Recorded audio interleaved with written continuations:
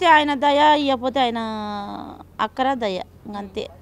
అంతకు తప్పి మనం అడగలేం కదా, మాకు ఇవ్వండి సార్ అని అడగలేం కదా. రెక్కల కష్టం బొక్కల పులుసు అంతే, ఇంకంతకు తప్పించి ఏం లేదు. రెక్కలు ఉన్నంతసేపు కష్టం చేసుకుంటాం, బతుకుతాం. ఇస్తేనో సంతోషపడతాం, ఇవ్వకపోతేనో బాధపడతాం, ఇంకంతే. మాకు గురులక్ష్మి ఇస్తానని అన్నాడు, 2500 ఆడపిల్లలకి ఇస్తాడు అని అన్నాడు. ఇంతవరకు లేదు.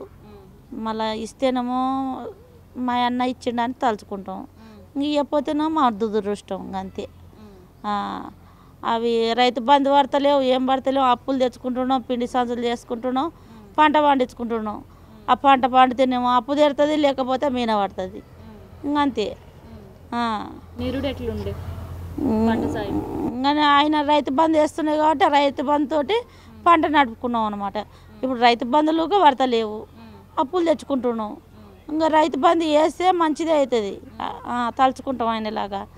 ఇంక ఇప్పుడు రైతు బంధే వస్తలేదు కదా. నీ అసొంటలతో తెచ్చుకుంటున్నాం, అప్పులు తెచ్చుకుంటున్నాం, పంట పండించుకుంటున్నాం. ఆ పంట మంచిగా వస్తేనో చేతికి వస్తుంది, మంచిగా రాకపోతే ఇంకా ఉత్తదే, నష్టమే. ఇంకా ఇంత పురుగుల మంది తెచ్చుకొని తాగాలి, సావాలి, ఇంకంతే. అప్పులు వచ్చినాడు ఊకోడు కదా.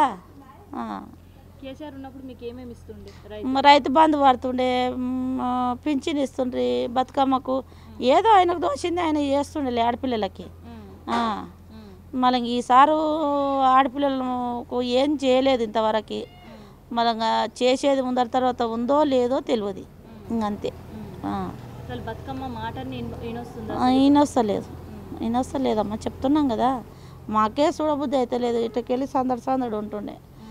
పైసలు ఉంటే ఏదన్నా గునుగు పువ్వు, బంతి పువ్వు ఏదో కొనుక్కొచ్చుకొని చేస్తుంటిమి. ఇప్పుడు ఇంకా మాకు కడుపు తినికినే లేవు, ఇంకా ఆయమని ఆడ చేస్తాము మేము.